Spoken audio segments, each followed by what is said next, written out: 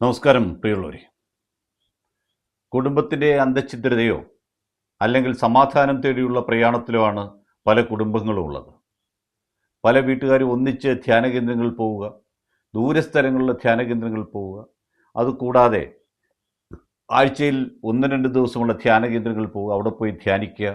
അങ്ങനെ കുറച്ച് നാൾ ധ്യാനിച്ചു കഴിയുമ്പോൾ 21 ആഴ്ച അല്ലെങ്കിൽ 21 മാസം ധ്യാനിച്ചു കഴിയുമ്പോൾ അവനവൻ്റെ കാര്യങ്ങൾ നടക്കും. അങ്ങനെ സാധിച്ചിട്ടുള്ള ധാരാളം ആൾക്കാർ ഉണ്ടെന്ന് പറഞ്ഞിട്ടാണ് ഹിന്ദുവിൻ്റെ ആയാലും ക്രിസ്ത്യാനിയുടെ ആയാലും ധ്യാന കേന്ദ്രങ്ങളിലേക്ക് ഈ ആൾക്കാർ ഒഴുകിയെത്തുന്നത്. ഇങ്ങനെ ഒഴുകിയെത്തുന്ന ധ്യാന കേന്ദ്രങ്ങളിൽ പോകുന്നവർക്ക് പല കാര്യങ്ങളും സാധിക്കുമെന്ന് വെച്ചാൽ പരിശ്രമത്തിൻ്റെ ഫലമായിട്ട് പല കാര്യങ്ങളും നമ്മൾ പരിശ്രമിച്ചുകൊണ്ടിരിക്കുമ്പോഴായിരിക്കും 21 മാസമെന്നും 21 ആഴ്ചയെന്നും ഒക്കെ പറഞ്ഞ് വെറ്റ പറപ്പിക്കുക, കോഴിയെ പറപ്പിക്കുക, പൈസ ഇടുക, ധ്യാനം കൊള്ളുക, ഇങ്ങനെ പല പല പരിപാടികൾ നമ്മുടെ സമൂഹത്തിൽ നടക്കുന്നു. മുതിർന്നവർ ഇക്കാര്യങ്ങൾക്കൊക്കെ പോകുന്നത് നമുക്ക് സമ്മതിക്കാം. പക്ഷേ വീട്ടിലുള്ള കോളേജിലോ സ്കൂളിലോ പഠിക്കുന്ന പെൺകുട്ടികളെയും ആൺകുട്ടികളെയും ഒക്കെ ഇതിന് പുറകെ കൊണ്ട് നടന്ന് അവരെ കൂടി അപരിഷ്കൃതരാക്കുന്ന നടപടി പലയിടത്തുനിന്നും ഉണ്ടായി വരുന്നു എന്നുള്ളത് നമുക്ക് കാണുന്നൊരു കാര്യമാണ്. ആമുഖത്തിൻ്റെ കാരണമെന്ന് ചോദിച്ചാൽ ചവറയിലെ ഒരു ധ്യാന കേന്ദ്രം, ആ ധ്യാന കേന്ദ്രത്തിൽ ഒരു ഫാദർ ഉണ്ടായിരുന്നു. അദ്ദേഹത്തിൻ്റെ പേര് ഫാദർ ഡെന്നിസ് പ്രവീൺ എന്നാണ് പേര്. ആ ധ്യാന കേന്ദ്രത്തിൽ വരുന്ന മിക്കവാറും എല്ലാവരോടും അദ്ദേഹം അടുത്തിടപഴകുകയും ചിലരെ തൻ്റെ ഇഷ്ടത്തിന് വശംവദരാക്കുകയും ചെയ്തു എന്നാണ് പുറത്തു വരുന്ന വാർത്ത. അക്കൂട്ടത്തിൽ 2022 തൊട്ട് 24 വരെ ഒരു പെൺകുട്ടിയെ പല പ്രാവശ്യം തൻ്റെ ലൈംഗിക ചേഷ്ടയ്ക്ക് വിധേയമാക്കുകയും റേപ്പ് ചെയ്തു എന്ന് വേണമെങ്കിൽ പറയാം. അങ്ങനെ ബലാത്സംഗം ചെയ്തു എന്നാണ് ആ പെൺകുട്ടി ഇപ്പോൾ പോലീസിൽ പരാതി കൊടുത്തിരിക്കുന്നത്. പരാതി കൊടുക്കാൻ കാരണം ഇദ്ദേഹം ഇപ്പോൾ തിരുവനന്തപുരം പുളിങ്കുടിയിലെ ധ്യാന കേന്ദ്രത്തിലേക്ക് മാറി. അപ്പോൾ ഇത് സ്ഥിരം ധ്യാനിപ്പിക്കുന്ന ആളാണ്. അപ്പോൾ അതുകൊണ്ട് ചവറയിൽ നിന്ന് അദ്ദേഹത്തെ തിരുവനന്തപുരത്തേക്ക് സഭ മാറ്റിയ സമയത്താണ് ഈ പെൺകുട്ടിക്ക് ധൈര്യം വന്നതും പോലീസിൽ കേസ് കൊടുക്കാനുള്ള ധൈര്യം ഉണ്ടാവുകയും ചവറ പോലീസിൽ ആ പെൺകുട്ടി പരാതി കൊടുത്തു. അങ്ങനെ ഫാദറിനെ തെളിവെടുപ്പിന് ശേഷവും പ്രാഥമിക അന്വേഷണത്തിന് ശേഷവും ഈ ഫാദറിനെ ചവറ പോലീസ് അറസ്റ്റ് ചെയ്തിരിക്കുകയാണ്.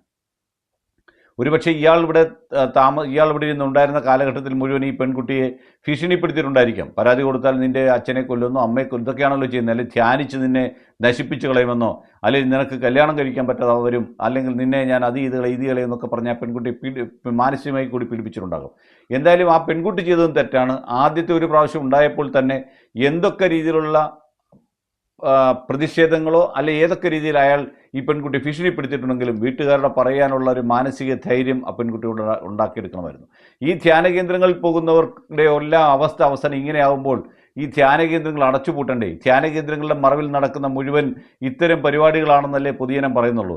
ധ്യാനത്തിന് പോകുന്നവരെല്ലാം ഇങ്ങനെയാണെന്ന് പറഞ്ഞാൽ ധ്യാനത്തിന് പോകുന്നവരെല്ലാം ഇങ്ങനെയുള്ള കാര്യങ്ങൾക്ക് വേണ്ടി ഉപകരണങ്ങളാക്കി വെച്ചു എന്ന് പൊതുസമൂഹം നാളെ ചർച്ച ചെയ്താൽ പോലും നമുക്ക് സംശയിക്കേണ്ടി വരുന്നില്ല. എന്തിനാ ഇങ്ങനെയുള്ള ധ്യാന കേന്ദ്രങ്ങൾ? ആഴ്ചയിലും മാസം സ്വന്തം വീട്ടിൽ അല്ലെങ്കിൽ സ്വന്തം വീടിനടുത്തുള്ള ഏതെങ്കിലും ആരാധനാലയത്തിൽ പോയി അവനവൻ്റെ ആത്മസുഖത്തിനും സംതൃപ്തിക്കും വേണ്ടി പ്രാർത്ഥിച്ചിട്ട് പോരുന്നതിനപ്പുറം ഒരു പോസിറ്റീവ് എനർജി ബോഡിയിലേക്ക് കയറ്റുന്നതിനപ്പുറം ഈ ധ്യാന കേന്ദ്രത്തിൽ പ്രാർത്ഥിപ്പിക്കുന്ന ഫാദറിന് എന്ത് അമാനുഷിക ശക്തിയാണുള്ളത്, അല്ലെങ്കിൽ സ്വാമിക്ക് എന്ത് അമാനുഷിക ശക്തിയാണുള്ളത് എന്ന് നമ്മൾ ഓർക്കണം. പണ്ടൊരു ധ്യാന കേന്ദ്രത്തിൽ സ്വാമിയുടെ അടുത്ത് ഒരാൾ എന്ന് ചോദിച്ചു, അവരുടെ വീടിൻ്റെ മുമ്പിൽ അവരുടെ കാർ പോർച്ചിൽ ഒരു പശുവിൻ്റെ അകിട് കിടന്നു രാത്രി ഇതിൽ. അപ്പോൾ അതൊരു ഉണക്ക തേക്കലയുടെ മണ്ടയ്ക്കാണ് കിടന്നത്. അപ്പോൾ ഇത് കണ്ടു കഴിഞ്ഞപ്പോൾ ഉടൻ തന്നെ മാവേലിക്കരയ്ക്ക് അടുത്തുള്ള ധ്യാന കേന്ദ്രത്തിൽ സ്വാമിയെ കാണാൻ പോയി. സ്വാമിയുടെ എന്ന് ചോദിച്ചു. സ്വാമി ഇങ്ങനെ ഒരു സംഭവം ഉണ്ടായപ്പോൾ സ്വാമി പറഞ്ഞു, അത് ചിന്തിക്കണം കുഞ്ഞേ, എന്തോ ഒന്ന് അതിൻ്റെ പിന്നിലുണ്ട് എന്ന് ചിന്തിക്കണമെന്ന് പറഞ്ഞു. അപ്പം കുറച്ച് ദിവസം കഴിഞ്ഞപ്പം എന്നോട് ഈ ചേച്ചി ഈ കാര്യം പറഞ്ഞു. ഞാൻ ചോദിച്ചു, ഞാൻ തലേദിവസം അവിടെ നല്ല കാറ്റായിരുന്നു. അപ്പോൾ തേക്കിൻ്റെ ഇല പറന്ന് വീടിനടുത്തുള്ള മരത്തിൽ നിന്നൊരു തേക്കിൻ്റെ ഇല പറന്ന് കാർപോർച്ചിൽ വീണു. അതിന് കുറച്ച് ദിവസങ്ങൾക്ക് മുമ്പ് അതിൻ്റെ അടുത്തൊരു പശുവിൻ്റെ ഫാമുണ്ട്. ആ ഫാമിൽ ഒരു പശു ചത്തിരുന്നു. ആ പശുവിൻ്റെ ബോഡി പട്ടികളെല്ലാം കൂടി മാന്തിയെടുത്ത് അതിൻ്റെ അകിട് കടിച്ചു പറിച്ചത് ഈ ചേച്ചിയുടെ കാറ്റ് വന്നപ്പോൾ ചേച്ചിയുടെ കാർപോർച്ചിൽ കൊണ്ടുവച്ചു. കഷ്ടകാലത്തിനത് തേക്കലയുടെ മണ്ടലായി പോയതുകൊണ്ടാണ് ഈ ചേച്ചി ഇവിടുന്ന് വണ്ടി വിളിച്ച് മാവേലിക്കര വരെ പോകേണ്ടി വന്നത്. ഇതാണ് സംഭവിച്ചുകൊണ്ടിരിക്കുന്നത്. ഈ ധ്യാനത്തിലെ ഗുരുക്കൾക്കോ അതല്ലെങ്കിൽ നിങ്ങൾ ആരാധിക്കാൻ പോകുന്ന ആ ധ്യാന കേന്ദ്രത്തിലോ ഈശ്വരനുണ്ടെന്നൊന്നും ഞാൻ വിശ്വസിക്കുന്നില്ല. ഈശ്വരൻ്റെ ഒരു പ്രാപഞ്ചിക ശക്തിയാണ്. അത് നിങ്ങൾ എവിടെ ഇരുന്നാലും വിളിച്ചാലും കിട്ടും. പിന്നെ ഇങ്ങനെയുള്ള കാര്യങ്ങൾക്ക് പോകുമ്പോൾ മക്കളെയും കൊണ്ടുപോകുന്നവർ പോകുന്ന വഴിക്ക് തന്നെ മക്കളെയും കൊണ്ട് തിരിച്ചു വിളിച്ചുകൊണ്ട് വരേണ്ട ബാധ്യത അവർ ഏറ്റെടുക്കേണ്ടി വരും. ഇങ്ങനെയൊക്കെയാണ് കാര്യങ്ങളെങ്കിൽ പിന്നെ മക്കളുടെ ഫോൺ നമ്പർ കൊടുക്കാതിരിക്കുക, ഇത്തരം മഹാന്മാരുമായി അടുക്കാനുള്ള അവസരം ഉണ്ടാക്കി കൊടുക്കാതിരിക്കുക. ഇതൊക്കെയാണ് വീട്ടുകാർക്ക് അവരോട് ചെയ്യാൻ പറ്റുന്ന കാര്യം. സ്വന്തം മക്കളെ ഇഷ്ടമുള്ള അച്ഛനമ്മമാരൊന്നും തന്നെ ഇത്തരം നടപടികൾ നിങ്ങളങ്ങ് പോയി ധ്യാനിച്ചോ, ധ്യാനിച്ചിട്ട് ഇറങ്ങിപ്പോരും. നിങ്ങളുടെ ധൈര്യം അനുസരിച്ച് ജീവനുണ്ടെങ്കിൽ നിങ്ങൾക്ക് തിരിച്ചു വരാൻ പറ്റും. അതല്ല പള്ളിമേടകളിലേക്കും അച്ഛൻ പറയുന്നിടത്ത് തൂത്തുവാരാനും പിന്നെ മുറ്റമടിച്ചു കൊടുക്കാനൊന്നും പെൺകുട്ടികൾ വിടുകയോ അവരുമായിട്ടുള്ള സൗഹാർദ്ദത്തിന് അവസരം ഉണ്ടാക്കി കൊടുക്കുന്നതുകൊണ്ടാണ് ഈ കുഞ്ഞുങ്ങൾ ഇങ്ങനെ പിച്ച് ചീന്തപ്പെടുന്നതെന്നും കുറേ നാൾ കഴിയുമ്പോൾ അവർക്ക് പുറത്തു പറയേണ്ടി വരുന്ന മാനസികാവസ്ഥയിൽ എത്തുന്നു എന്ന് മനസ്സിലാക്കണം. ഇനി ഇവിടെ കുറച്ച് ദിവസം കഴിയുമ്പോൾ ഇതിനൊരു ബദലായിട്ട് സഭ തന്നെ വരും, ഇയാളെ രക്ഷിച്ചുകൊണ്ട് പോകും. അതാണ് നമ്മൾ കണ്ടുകൊണ്ടിരിക്കുന്നത്. സിസ്റ്റർ അമലയുടെ കാര്യം നിങ്ങൾക്കറിയാമല്ലോ. അതുകൊണ്ട് ഇന്ന് വരെ സഭ കാണിച്ചിട്ടുള്ള എല്ലാം തന്നെ സ്ത്രീ വിരുദ്ധമായ നിലപാടുകളാണ്. അത് എന്നെ ഒരുപക്ഷെ നിങ്ങൾക്ക് ഇഷ്ടപ്പെട്ടില്ലെന്ന് വരാൻ വിമർശിച്ചേക്കാം, എൻ്റെ ചാനലിലവിടെ കമൻ്റ് ഇട്ടേക്കാം. പക്ഷേ ഇതൊക്കെയാണ് സത്യം നടന്നുകൊണ്ടിരിക്കുന്ന കാര്യം എല്ലാ കാര്യങ്ങളിലും. അങ്ങനെ പഞ്ചാബിലെ അച്ഛൻ്റെ കാര്യം നിങ്ങൾ കണ്ടില്ലേ? ഇങ്ങനെയൊക്കെ ഉള്ള ഓരോ കാര്യങ്ങൾ നടക്കുന്ന ഈ സാഹചര്യത്തിലും ഇതൊക്കെ കണ്ടും വളരുമ്പോൾ കുഞ്ഞുങ്ങളെ ധ്യാന കേന്ദ്രത്തിൽ കൊണ്ടുപോകാതിരിക്കുക. ധ്യാനിപ്പിക്കുന്നത് നിങ്ങൾ ഒന്നിച്ചു പോയി ധ്യാനിപ്പിച്ച് തിരിച്ചു വരിക, അതാണ് ചെയ്യേണ്ടത്. അല്ലാതെ ഇത്തരം പ്രഭുക്കന്മാരെ ഇവരെ കാണുമ്പോൾ, തിരുവസ്ത്രം കാണുമ്പോൾ അവർ പേടിച്ചു പോയിരിക്കും കുഞ്ഞുങ്ങളൊരു പക്ഷേ. എൻ്റെ എന്നെ കെട്ടിപ്പിടിച്ച് ഹഗ് ചെയ്ത് കഴിഞ്ഞാൽ അത് ബ്രാഹ്മണനെ കെട്ടിപ്പിടിച്ച് കഴിഞ്ഞാൽ അതിലും വലിയ സന്തോഷമില്ല എന്ന് പറഞ്ഞ് നടക്കുന്ന ചില ബ്രാഹ്മണ ശ്രേഷ്ഠന്മാരെ ഞാൻ കണ്ടിട്ടുണ്ട്. എന്നെ ഒന്ന് കെട്ടിപ്പിടിക്കൂ, എന്നെ കെട്ടിപ്പിടിക്കുന്നത് നിനക്ക് ദിവ്യാനുഭൂതി കിട്ടും എന്നൊക്കെയാണ് പറയുന്നത്. ഇങ്ങനെ പറഞ്ഞു നടക്കുന്ന സാറന്മാരുടെ പുറകിൽ പോകാതിരിക്കാൻ ഹിന്ദു ആയാലും കൊള്ളാം, ക്രിസ്ത്യാനി ആയാലും കൊള്ളാം, ഇസ്ലാം ആയാലും കൊള്ളാം ശ്രമിക്കുക. നിങ്ങൾ കഠിനാധ്വാനം ചെയ്താൽ നിങ്ങൾക്ക് ജീവിക്കാൻ പറ്റും. നിങ്ങൾ സ്വപ്നം കണ്ടാൽ ആ സ്വപ്നത്തിൽ നിങ്ങൾക്ക് എത്തിച്ചേറ്റാൻ പറ്റും.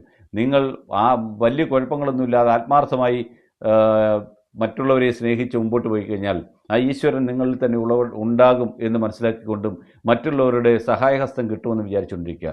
ഇല്ലെങ്കിൽ ഇതുപോലെയുള്ള പ്രവീണന്മാരെ കൊണ്ട് നമ്മുടെ ജയിലുകളിൽ നിറയും എന്നുകൂടി മനസ്സിലാക്കണം. ഇനി വരാൻ പോകുന്നൊരു വാർത്ത കൂടി ഞാൻ പറയാം.